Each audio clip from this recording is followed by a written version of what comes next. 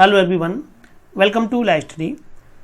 आज इस वीडियो के माध्यम से हम सीआरपीसी के सेक्शन 125 जो कि भरण पोषण से संबंधित है पर सर्वोच्च न्यायालय के द्वारा दिए गए वर्ष 2019-20 तक के सभी डिसीजंस को यहाँ आपके साथ डिस्कस करेंगे। मुख्य परीक्षाओं के लिए आप इन डिसीजंस को एग्जाम्पल के रूप में प्रयोग कर सकते हैं। अब आप प्ले स्टोर से हमारी एप्लीकेशन ला स्टडी को डाउनलोड कर सकते हैं। इस तरह इंटरफेस बने हुए वाली एप्लीकेशन को आप अपने मोबाइल नंबर तथा जीमेल आईडी के साथ रजिस्टर करते हुए विभिन्न राज्यों की न्यायिक सेवा परीक्षाओं के लिए टेस्ट सीरीज का लाभ उठा सकते हैं। यहां आप मात्र ₹1 प्रतिदिन की दर से 10 प्रश्न प्रतिदिन की हिंदी माध्यम रेगुलर टेस्ट सीरीज का भी लाभ ले सकते हैं। यहां आपको IPC, CrPC, evidence, TP act, contract, CPC, constitution, Hindu law, मुस्लिम लॉ आदि विधि से संबंधित विषयों पर प्रश्न दिए जाते हैं। पहला मामला है भगवान दत्त बनाम कमला देवी का 1975 2 सुप्रीम कोर्ट केसेस 386। इस मामले में उच्चतम न्यायालय के द्वारा धारा 125 के लिए निम्नलिखित कुछ उद्देश्यों को निर्धारित किया गया। पहला उद्देश्य था कि धारा 125 के तहत यह उपचार सिविल न्यायालयों के द्वारा लागू किए गए उपचार की तुलना में तेज तथा किफायती है, जो कि यह जरूरतमंद लोगों के लिए फायदेमंद है। और दूसरा है कि यह निराश्रितता और दासता को रोकने को उद्देशित करता है, अर्थात निराश्रितता को एवं दासता को रोकने में मदद करता है। अर्थात तात्पर्य है कि जब किसी महिला को उसके जीवन निर्वाह हेतु भत्ता मिलता रहेगा तो इस तरह से कोई भी महिला निराश्रित नहीं रहेगी, चाहे वो माता पिता हों या बच्चे हों या पत्नी हो, कोई भी हो। तो इसीलिए सुप्रीम कोर्ट के द्वारा यह कहा गया है कि यह निराश्रितता तथा दासता को रोकने में सक्षम है। दूसरा मामला है वीडी भनोट बनाम सविता भनोट का 2012-3 सुप्रीम कोर्ट केसेस 183। इस मामले में पत्नी की परिभाषा का विस्तार बताया गया है कि पत्नी की परिभाषा का विस्तार तलाकशुदा पत्नी को आवरण में लेने का उद्देश्य है। बेईमान पतियों को पत्नियों के वैध दावों को उन्हें तलाक देकर के निराश करने से रोकना है। इस व्याख्या का उद्देश्य गरीब वर्गों की स्त्री को सामाजिक न्याय प्रदान करना है। अगला मामला मोहम्मद अहमद खान बनाम शाहबानो बेगम EIR 1985 सुप्रीम कोर्ट 945 काफ़ी फेमस केस रहा है। सुप्रीम कोर्ट ने इस मामले में धारित किया था कि 125 और मुस्लिम व्यक्तिगत विधि के बीच में कोई भी टकराव नहीं है। न्यायालय ने यह धारित किया था कि मुस्लिम व्यक्तिगत विधि में पति का यह दायित्व सीमित है कि वह तलाकशुदा पत्नी को इद्दत की अवधि तक बनाए रखे। अगर तलाकशुदा पत्नी अपने आप को बनाए रखने में सक्षम हो जाती है तो पति की देनदारी इद्दत की अवधि के बाद समाप्त हो जाती है। हालांकि यदि तलाकशुदा पत्नी स्वयं को बनाए रखने में असमर्थ है तो वह दंड प्रक्रिया संहिता की धारा 125 सहारा लेने की हकदार होगी। धारा 125 तलाकशुदा मुस्लिम महिला पर तब तक लागू होती है जब तक वह दूसरा विवाह नहीं कर लेती।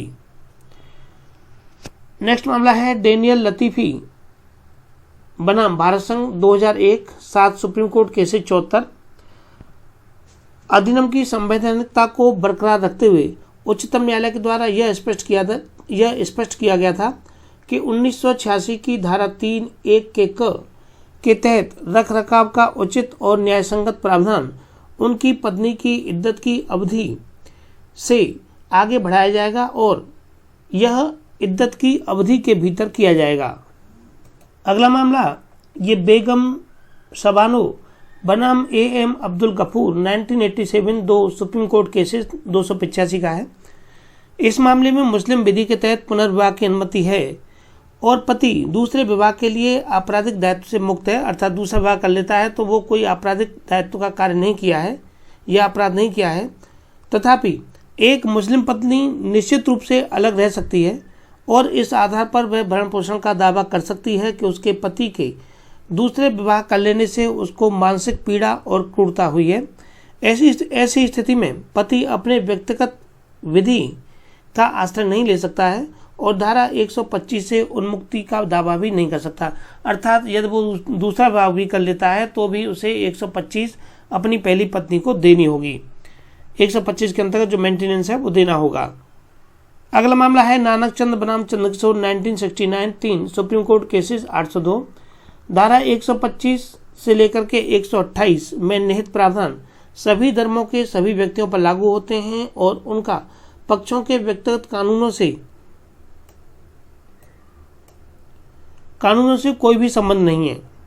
नेक्स्ट मामला है यमुनाबाई बनाम अनंत राव AIR 1988 सुप्रीम कोर्ट 644 तथा सविताबेन बनाम गुजरात राज्य AIR 2005 सुप्रीम कोर्ट 1089। इस मामले में बताया गया था कि पत्नी शब्द का अर्थ है कि विधिक रूप से विवाहित पत्नी दूसरी पत्नी भरण पोषण का दावा नहीं कर सकती है।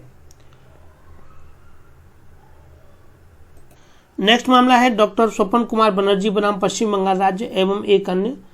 आपराधिक अपील थी ये और 19/9/2019 को ये निर्णित किया गया मामला।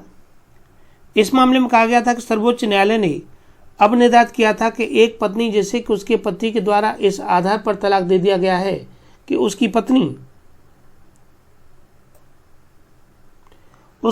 ने उसका अभित्याग कर दिया है, वह दंड प्रक्रिया संहिता की धारा 125 के तहत भरण पोषण का दावा करने की हकदार है। अगला मामला डॉक्टर बेलूस्वामी बनाम डी पतचयमल 2010 सुप्रीम कोर्ट केसेस 469। एक महिला जो कि विवाह जैसे रिश्ते में है, हालांकि कानूनी रूप से विवाहित नहीं है, वह भरण पोषण का दावा कर सकती है। न्यायालय ने यह अब निर्धारित किया था कि सभी लिव इन रिलेशनशिप विवाह के संबंध की प्रकृति के अनुरूप नहीं होंगे। विवाह की प्रकृति वाले संबंध को निम्नलिखित शर्तों के तहत पूरा होना चाहिए। पहला है कि पुरुष और महिला दोनों को पति या पत्नी के रूप में समाज में खुद को प्रदर्शित करना चाहिए। उन्हें शादी करने के लिए कानूनी उम्र का होना जरूरी है। उन्हें विधिक विवाह में प्रवेश करने के लिए अन्य रूप से योग्य होना चाहिए तथा उन्हें निश्चित अवधि से स्वेच्छा से सहवास में होना चाहिए। अगला मामला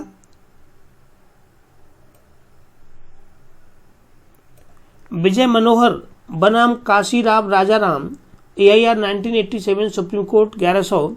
इस मामले में कहा गया था कि बेटी भी चाहे शादीशुदा हो या न हो भरण पोषण के लिए उत्तरदायी होगी। अगला है चतुर्भुज बनाम सीताबाई 2008 2 सुप्रीम कोर्ट केसेस 316 का मामला।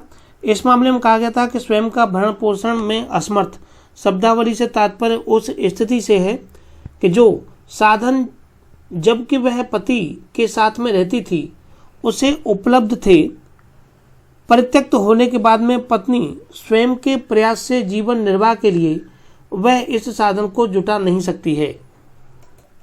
अगला मामला ये कमला बनाम MR Mohan Kumar 2019 11 supreme court 491। इस मामले में धारा 125 दंड प्रक्रिया संहिता के कल्याणकारी विधान की सही भावना को पूरा करने के लिए विवाह के कठोर प्रभाव भार की आवश्यकता नहीं है। महिला और पुरुष के बीच में लंबे समय तक सहवास में रहने से विवाह का आचरण विवाह की उपधारणा को किया जा सकता है, जिससे कि महिला और उनके पैदा हुए बच्चे के लिए भरण पोषण का अधिकार उत्पन्न होगा तथा यह एक खंडनीय उपधारणा है। अगला मामला ये रीमा सालकन बनाम Sumer Singh Salkan 2019 12 supreme court cases 303 का मामला है। धारा 125 दंड प्रक्रिया संहिता के तहत पत्नी के लिए भरण पोषण की मात्रा तय करने के लिए पत्नी विधिक रूप से उसी तरह से जीवन जीने की हकदार है जैसा कि वह अपने पति के साथ घर में रहती थी। यह देखना पति का वैधानिक दायित्व है कि पत्नी बेसहारा न हो। तो चलिए फ्रेंड्स, इस वीडियो में इतना ही।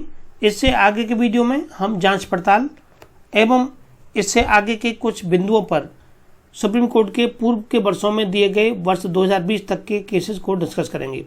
सो प्लीज़ आप वीडियो को शेयर करें जिससे कि ज़्यादा से ज़्यादा परीक्षार्थी इन वीडियो से लाभ उठा सकें।